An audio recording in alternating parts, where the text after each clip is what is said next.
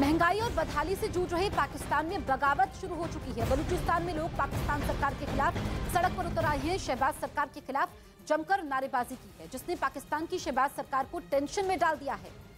तो तस्वीरें हम आपको दिखा रहे हैं। पहले से ही पाकिस्तान महंगाई और बदहाली से जूझ रहा है। वहां के लोग दाने दाने को मोहताज है। अब पाकिस्तानी सरकार के खिलाफ बगावत शुरू हो चुकी है। जो तस्वीरें आप विरोध प्रदर्शन की देख रहे हैं, दरअसल ये बलूचिस्तान से सामने आई है, जहां पर लोगों का गुस्सा शहबाज शरीफ सरकार के खिलाफ उतरा। लोग सड़कों पर उतरे और ऐसे में अब शहबाज सरकार की टेंशन बढ़ती हुई नजर आ रही है। इधर राजस्थान के मंत्री राजेंद्र गुढ़ा पर अपहरण का आरोप लग गया। उन पर सीकर में केस दर्ज हुआ।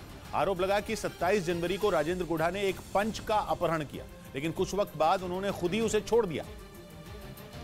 जिसके बाद सीकर के एक गांव के पंच ने राजेंद्र गुढ़ा के खिलाफ अपहरण का केस दर्ज कराया। गहलोत सरकार ने भरोसा दिया कि मामले की जांच चल रही है, जिससे दूध का दूध और पानी का पानी हो जाएगा। लेकिन बीजेपी ने मांग की कि गहलोत सरकार जल्द एक्शन ले। मुख्यमंत्री के पास अगर नैतिक साहस है तो उस मंत्री के खिलाफ सख्त से सख्त कार्रवाई की जाए। राजस्थान के मंत्री राजेंद्र गुढ़ा को पायलट का करीबी माना जाता है। वैसे पहले वो गहलोत गुट में थे, लेकिन पिछले साल 25 सितंबर को हुई बगावत के बाद उन्होंने खेमा बदल लिया, जिसके बाद उनके और गहलोत के बीच दूरी की खबर आई। और इसीलिए अटकलें हैं कि दाल में कुछ काला है, क्योंकि ये तो पक्का है कि कांग्रेस में गुटबाजी का खेल चल रहा है, जिससे उसी का नुकसान हो रहा है और बीजेपी का बैठे बिठाए फायदा।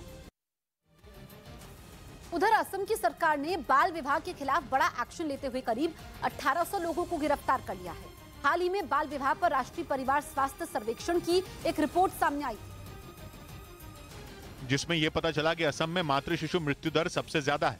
इसकी बड़ी वजह बाल विवाह को बताया गया। इसके बाद राज्य के मुख्यमंत्री हिमंत बिश्व शर्मा ने ट्वीट कर यह बताया कि राज्य में बाल विवाह के 4000 से ज्यादा केस दर्ज हैं और जल्द ही उन पर कार्रवाई होगी। जिसके बाद पुलिस ने अलग अलग जिलों से करीब 1800 लोगों को गिरफ्तार कर लिया। इस बीच बिहार के हाजीपुर में आबकारी विभाग की टीम ने अंग्रेजी शराब की बोतलों से भरे एक ट्रक को पकड़ लिया। बताया गया कि पुलिस ने पटना से उस ट्रक का पीछा किया और फिर आबकारी विभाग की टीम के साथ मिलकर घेराबंदी कर उस ट्रक को पकड़ लिया। ट्रक में करीब 573 बोरी अंग्रेजी शराब लदी थी, जिसकी कीमत करोड़ों में बताई गई। हालांकि ट्रक ड्राइवर फरार हो गया। पुलिस ने इस मामले में केस दर्ज कर लिया और बड़ी मात्रा में शराब कहां से आई इसका पता लगाने में जुट गई। उधर लखनऊ में ऑनलाइन शॉपिंग वेबसाइट से बुक किए गए लैपटॉप की जगह पत्थर निकले। कस्टमर के मुताबिक उसने ये लैपटॉप अमेज़न से ऑनलाइन बुक करवाया था और जब पार्सल घर आया तो उसे शक हुआ, इसलिए उसने डिलीवरी बॉय के आगे ही पार्सल खुलवाया, जिसमें लैपटॉप की जगह पत्थर निकले। कस्टमर की शिकायत के बाद पुलिस ने केस दर्ज कर लिया और मामले की जांच में जुट गई। उधर इजरायल और फिलिस्तीन के चरमपंथी संगठन हमास के बीच एक बार फिर जंग जैसे हालात दिखाई दिए। इजरायल ने एक हफ्ते के भीतर गाजा पट्टी को तीसरी बार निशाना बनाया। हमास ने दावा किया कि इसके लिए इजरायल ने लड़ाकू विमान का इस्तेमाल किया, लेकिन इस बार हमास भी पलटवार के लिए पूरी तरह तैयार था और जैसे ही इजरायल का लड़ाकू विमान उसके एयर डिफेंस सिस्टम की जद में आया, डिफेंस सिस्टम एक्टिव हो गया। इसके बाद उसने तुरंत एक मिसाइल दाग दी। हमास के एयर डिफेंस सिस्टम से छोड़ी गई मिसाइल कुछ ही पलों में टारगेट तक पहुंच गई। इसके बाद आसमान में तेज रोशनी के साथ जोरदार धमाके सुनाई दिए। हालांकि हमास ने इस बात की जानकारी नहीं दी कि उसके हमले में इजरायल का कितना नुकसान हुआ, लेकिन इजरायल ने भी अपने ऊपर हुए हमले का जवाब देने में देर नहीं लगाई। उसने अपने कब्जे वाले वेस्ट बैंक को एक बार फिर निशाने पर ले लिया और वहां रॉकेट बरसा दिए। इस बीच अदानी ग्रुप की कंपनियों पर छिड़े विवाद पर वित्त मंत्री निर्मला सीतारामन ने पहली बार बयान दिया। न्यूज 18 को दिए एक्सक्लूसिव इंटरव्यू में उन्होंने दावा किया कि अदानी ग्रुप की कंपनियों में एसबीआई और एलआईसी का निवेश काफी कम है, क्योंकि आरोप लग रहे थे कि अदानी ग्रुप के शेयर डूबने से एसबीआई और एलआईसी को भी भारी नुकसान हुआ है। Both SBI and LIC have issued detailed statements, and I know the chairperson, the CMD, has himself come out and explained how they are not overexposed or whatever they said, and also said, look, we are sitting over profits. पिछले एक हफ्ते में Adani group की कंपनियों के शेयरों में भारी गिरावट दर्ज की गई है। उधर बिहार के मुजफ्फरपुर में 4 बदमाशों ने उन्हें पकड़ने पहुंचे पुलिस के जवानों पर फायरिंग कर दी। उन्होंने पुलिसकर्मियों पर ईंट और पत्थर भी बरसाए, जिसमें वो सुरक्षित बच गए। बताया गया कि पुलिस को एक घर में 4 अपराधियों के छिपे होने की सूचना मिली थी। जैसे ही पुलिस उस घर के बाहर पहुंची तो अपराधियों ने पहले उन पर ईंट और पत्थर बरसाने शुरू कर दिए, फिर फायरिंग कर दी। उसमें से हत्याकांड का भी अपराधी पकड़ा है, उनके कुछ साथी भी पकड़े हैं। जिन 4 अपराधियों को पुलिस ने पकड़ा उन पर हत्या समेत कई मामले दर्ज हैं। उधर मुंबई के दिंडोशी इलाके में नकली सिक्कों की एक बड़ी खेप पकड़ी गई।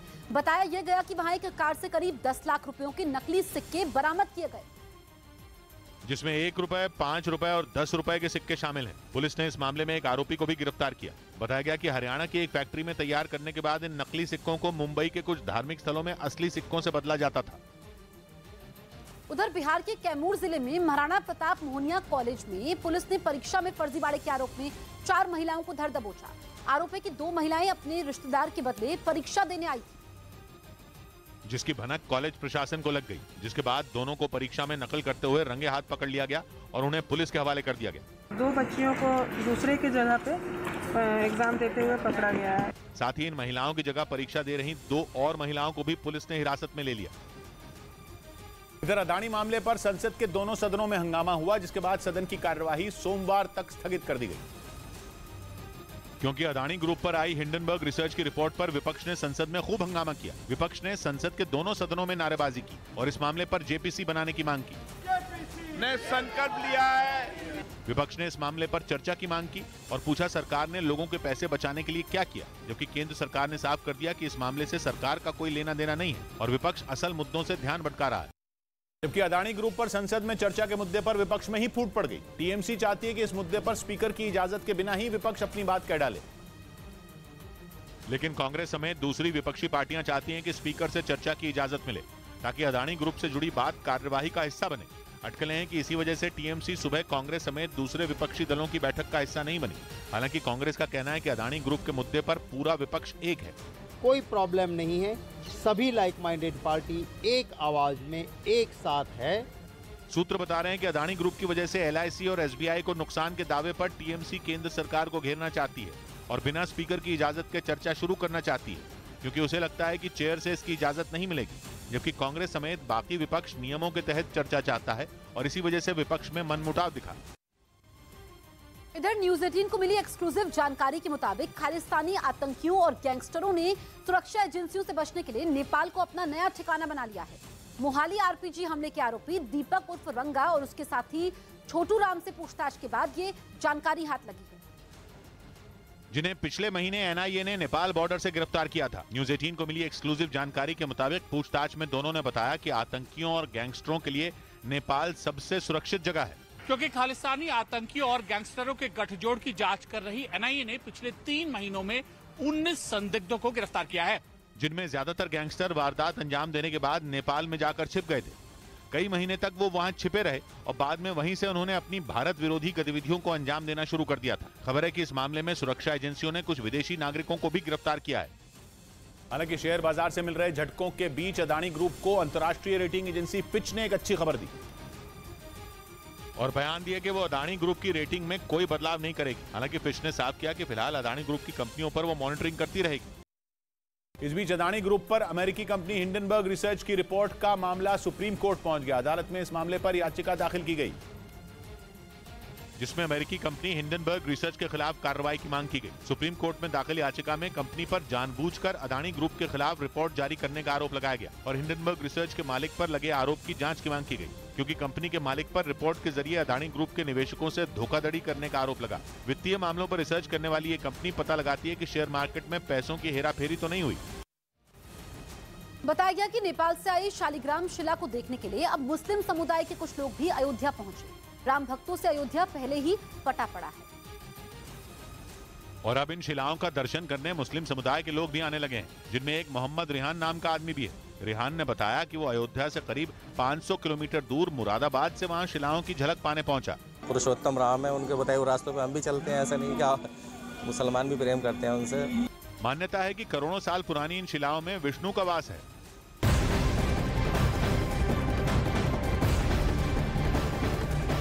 बहुत बड़ी खबर आ रही है चीन के उस टोही बलून पर, जिसके जरिए उस पर अमेरिका की जासूसी करने का आरोप लगा था।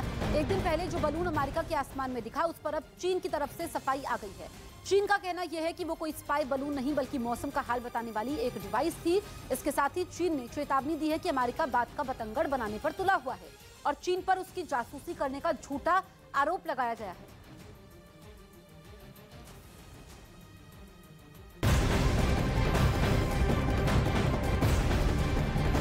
यही वजह है कि अमेरिका के मंत्री ने शुक्रवार को चीन जाने का फैसला फिलहाल टाल दिया है। जानकारी के मुताबिक अमेरिकी सांसद एंटनी ब्लिंकन शुक्रवार से चीन के दौरे पर जाने वाले थे, लेकिन अमेरिका में चीनी बलून दिखने के बाद उन्होंने इस दौरे को टालने का फैसला किया है।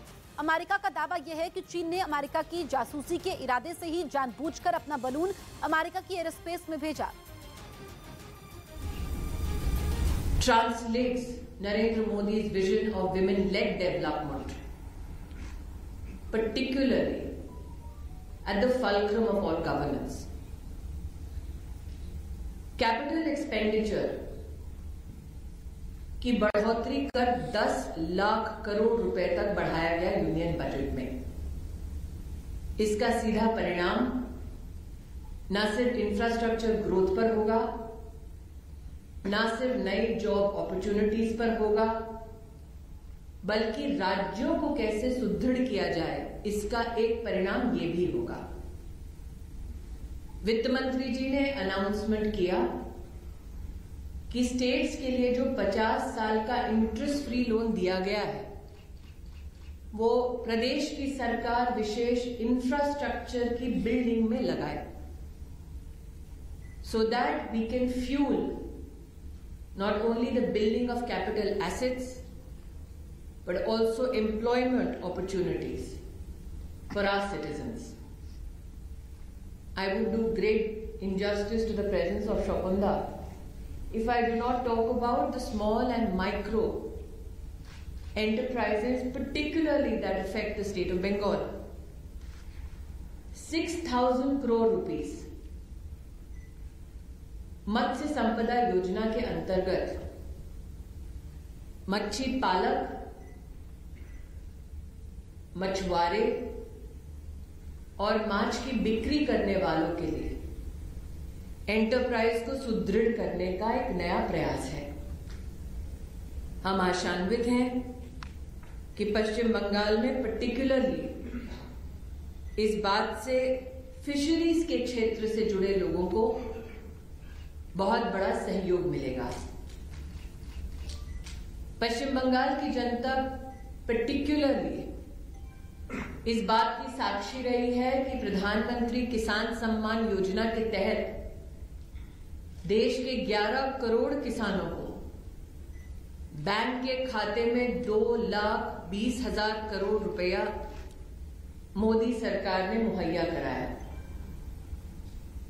आज भारतीय जनता पार्टी के कार्यकर्ता के नाते इस मंच पर विराजित हर कार्यकर्ता की ओर से नरेंद्र मोदी का आभार व्यक्त करती हूं कि उन्होंने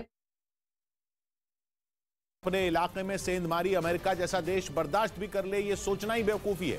इसलिए रक्षा विशेषज्ञों का मानना है कि चीन के होश ठिकाने लगाने के लिए अमेरिका बहुत जल्द कुछ बड़ा कर सकता है। अमेरिका के दावों में दम भी लग रहा है क्योंकि चीन के इस कथित गुब्बारे की कई तस्वीरें भी सामने आई हैं, जिनमें आसमान में बेहद ऊंचाई पर वो सफेद गुब्बारा एक छोटी सी बॉल जैसा नजर आया। लेकिन वीडियो में दिख रहे गुब्बारे के साइज पर मत जाइए, ये छोटा मोटा गुब्बारा बिल्कुल भी नहीं। अमेरिका ने दावा किया कि ये गुब्बारा 3 बसों के साइज के बराबर है। वीडियो को देखकर एक बार तो लगा जैसे आसमान में सामने चांद दिख रहा हो, लेकिन जब कैमरा घूमा तो पता चला कि चांद तो दूसरी तरफ है। ये देखकर अमेरिका के लोग भी हैरत में पड़ गए। उन्हें समझ ही नहीं आया कि सामने दिख रही वो सफेद चीज है क्या, इसलिए उन्होंने उस गुब्बारे की तस्वीरें लेनी शुरू कर दी और पूरी दुनिया में खलबली मच गई क्योंकि इस खबर के सामने आने के बाद अमेरिका और चीन का तनाव अब ऐसे ज्वालामुखी की शक्ल ले चुका है जो अगर फट गया तो उसके लावे में पूरी दुनिया झुलसेगी।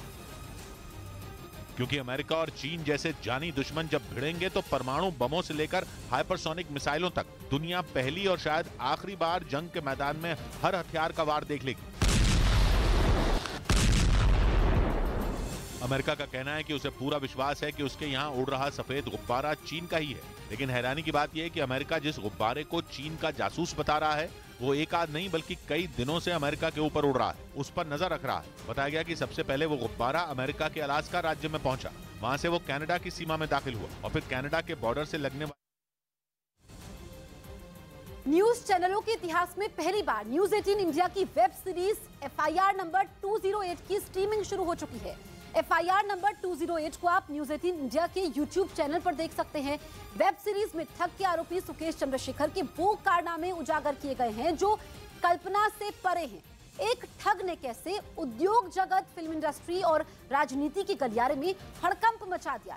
एक ठग के पीछे दिल्ली पुलिस स्पेशल सेल से एंटी टेररिस्ट स्क्वाड क्यों लगी? ऐसे ही दिलचस्प और तंग करने वाली जानकारियों के लिए आप न्यूज़ 18 इंडिया के YouTube चैनल पर देखिए FIR नंबर 208, जिसका एक एक फ्रेम रोमांच से भरपूर है। दुनिया के तमाम अपराधियों से अलग मैंने नहीं देखा इस तरह का चीट, इस तरह का क्रिमिनल माइंड। नकली रिवॉल्वर और उनको भी देता था, खुद भी रखता था।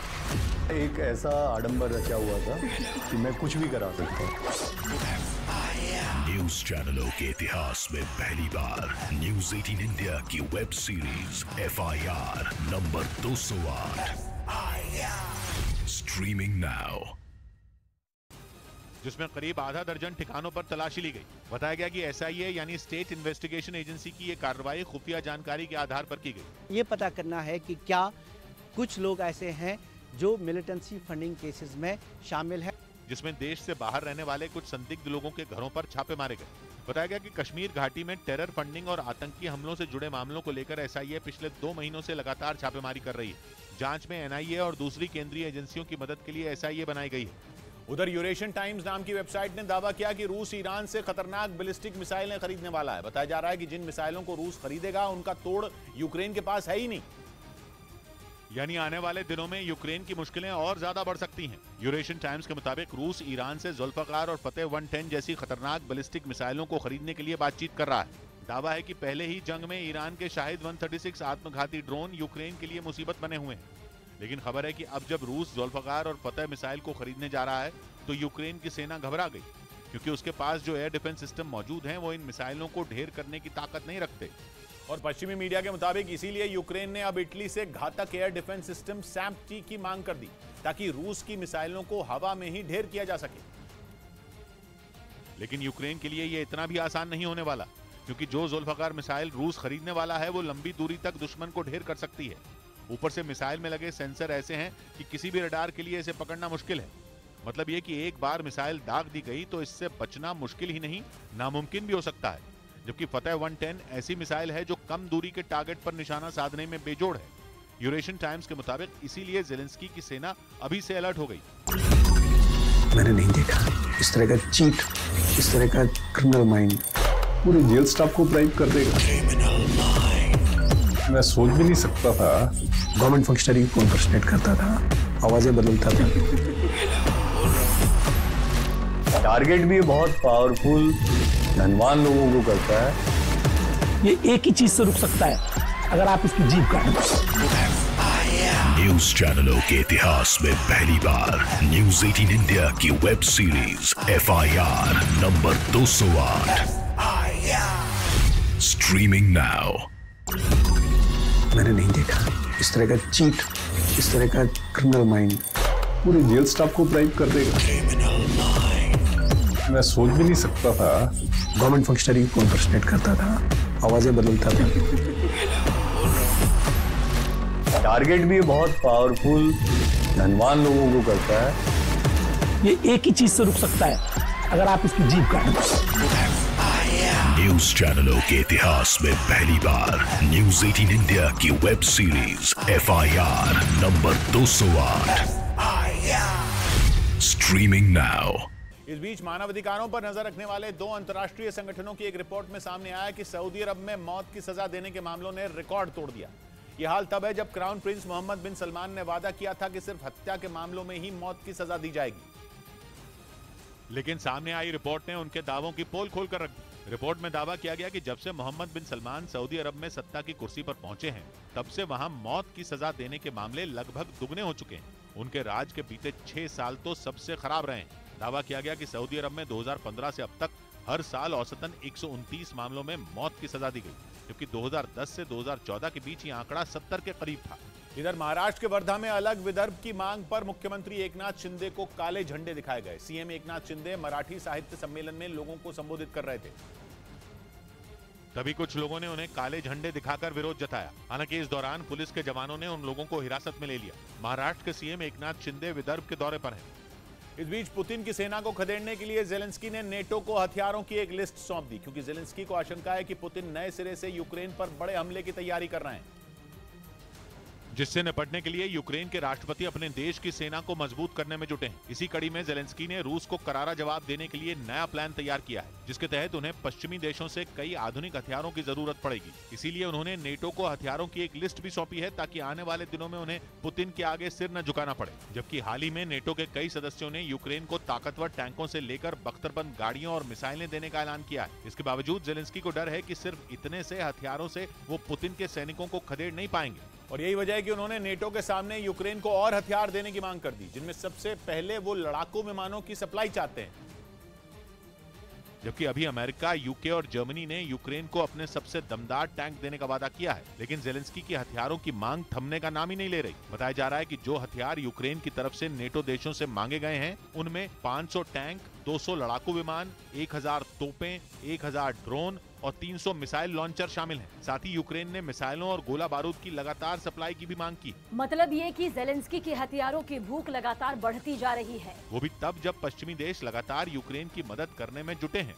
इधर उत्तराखंड में भारी बर्फबारी के बीच कई इलाकों में बर्फीले तूफान का अलर्ट जारी कर दिया गया। वहां के मौसम विभाग के मुताबिक अगले 24 घंटों में बर्फीले तूफान की संभावना है, जिसे देखते हुए एसडीआरएफ और एनडीआरएफ को अलर्ट कर दिया गया। मौसम विभाग के मुताबिक चमोली, पिथौरागढ़, रुद्रप्रयाग और उत्तरकाशी में ऊंचाई वाले इलाकों में बर्फीले तूफान की संभावना है, जिसका असर जोशीमठ में भी पड़ सकता है। इस बीच न्यूज 18 के पास पाकिस्तान के आतंकी संगठन तहरीक-ए-तालिबान पाकिस्तान की वो एक्सक्लूसिव चिट्ठी मौजूद है, जिसमें उसने ये दावा किया कि पाकिस्तान की सरकार ने अपनी सबसे बड़ी ताकत परमाणु बम का ही सौदा कर दिया। ये वही आतंकी संगठन है जिसने 30 जनवरी को पेशावर की मस्जिद में आत्मघाती हमला किया था,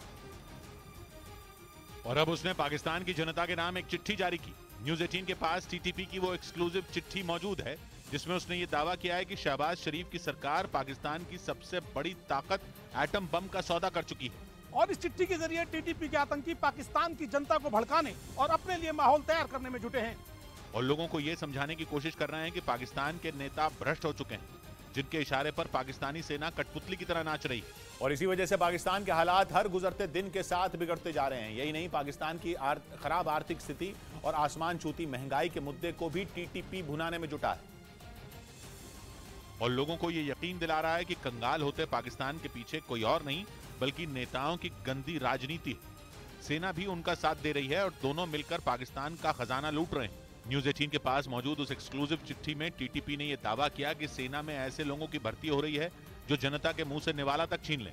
और टीटीपी ने यह दावा भी किया कि भ्रष्ट नेता और पाकिस्तान के सेना प्रमुख पंजाब की कीमती जमीनों को अपने नाम कर रहे हैं। मतलब ये कि टीटीपी पाकिस्तान की सरकार को उखाड़ फेंकने के लिए पूरी प्लानिंग के साथ आगे बढ़ रहा है, जिसके लिए वो अपनी चिट्ठी के जरिए लोगों से टीटीपी का साथ देने और संगठन में शामिल होने की अपील करने में जुटा है। उधर जम्मू कश्मीर में पेपर लीक मामले में सीबीआई ने कई इलाकों में छापेमारी की कार्रवाई को अंजाम दिया। पेपर लीक का ये मामला वहां के वित्त विभाग की लेखा सहायक की भर्ती से जुड़ा है। आरोप है कि भर्ती के दौरान नियमों का उल्लंघन हुआ और फिर उसका पेपर भी लीक हो गया था। इसी पर कार्रवाई करते हुए सीबीआई ने जम्मू कश्मीर के 6 जिलों की 37 जगह पर छापेमारी की। वित्त विभाग की लेखा सहायक भर्ती परीक्षा में गड़बड़ी के आरोपों के बाद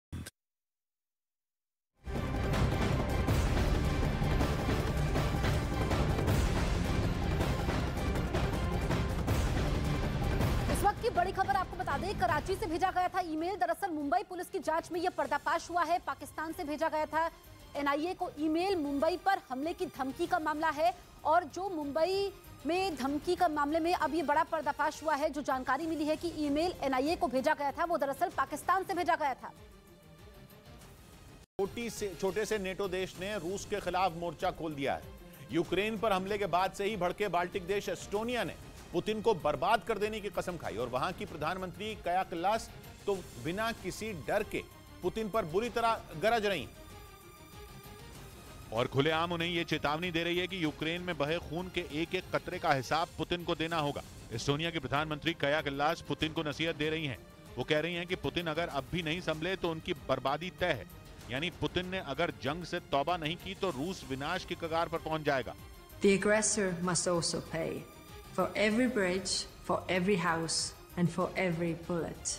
काया कल्लास के इन्हीं तेवरों की वजह से उन्हें यूरोप की आयरन लेडी कहकर बुलाया जाता है, क्योंकि उन्होंने सिर्फ पुतिन को नसीहत नहीं दी बल्कि वो एस्टोनिया को रूस से जंग के लिए तैयार करने में भी जुट गई हैं।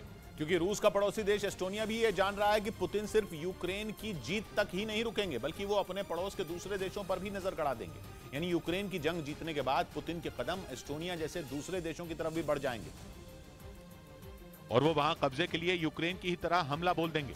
इसमें एस्टोनिया के लिए खतरा ज्यादा बड़ा है, क्योंकि रूस के पड़ोसी इस छोटे से देश ने जंग में अब तक यूक्रेन की खुलकर मदद की है। पुतिन को टक्कर देने के लिए एस्टोनिया ने ताकतवर तोप के साथ एंटी टैंक माइन भी यूक्रेन भेजी। इसके साथ ही अमेरिका से मिली जैवलिन मिसाइलें भी एस्टोनिया के रास्ते यूक्रेन पहुंची। ये वही जैवलिन मिसाइलें थीं जिन्होंने रूस के सैकड़ों टैंकों को धराशायी कर दिया था। इतना ही नहीं, एस्टोनिया ने अपने रक्षा बजट का 1/3 हिस्सा भी जेलेंस्की को दे दिया, ताकि वो पूरी ताकत से पुतिन की फौज का जवाब दे सकें। और अब इसी मदद की वजह से एस्टोनिया पुतिन के निशाने पर है, जिस बात को वहां की प्रधानमंत्री काया कल्लास भी अच्छी तरह से समझती है, और इसीलिए उन्होंने पुतिन का सामना करने की तैयारी भी शुरू कर दी है।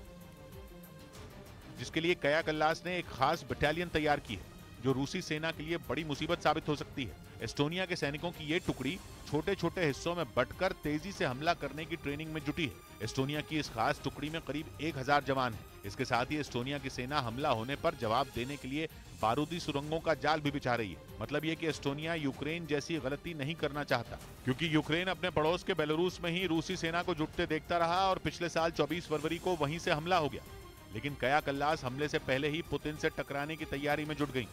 न्यूज़ 18 इंडिया की web series FIR number 208 streaming now.